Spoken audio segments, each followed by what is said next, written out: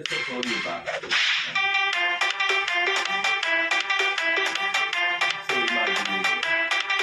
Pwede kayo sa loob dito.